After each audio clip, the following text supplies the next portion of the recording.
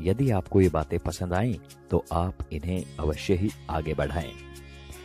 आपके 1 या 2 बच्चे हैं और कभी कभार आप उनकी शरारतों पर झल्लाकर उन पर हाथ उठा देते हैं, तो जरा सोचिएगा कि एक शिक्षक इतने सारे बच्चों को कैसे संभालता है।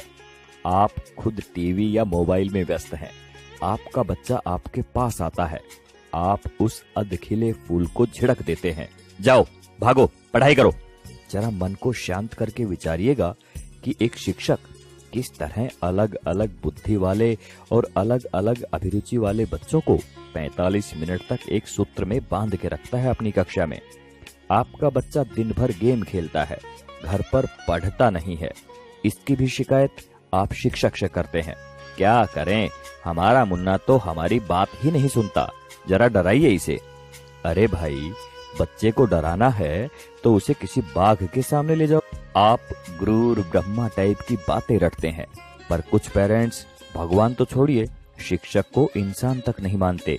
वे ये मानने को तैयार ही नहीं कि एक शिक्षक का व्यक्तिगत जीवन भी होता है, उसकी भावनाएं होती हैं, उसकी सीमाएं होती हैं।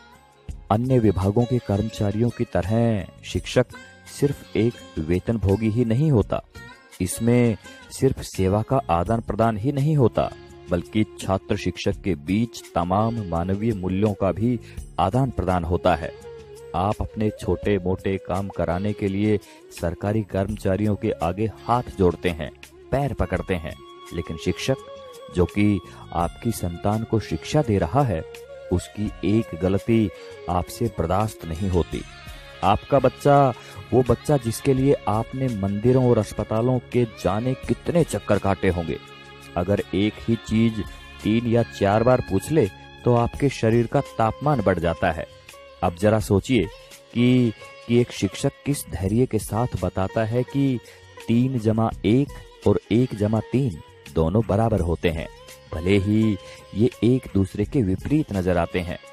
अगर वास्तव में बात समझ में आ गई हो तो आपसे हाथ जोड़कर विनती है कि आप हर शिक्षक को भगवान ना सही, कम से कम इंसान समझकर उतना सम्मान अवश्य दें जो कि एक इंसान को मिलना चाहिए।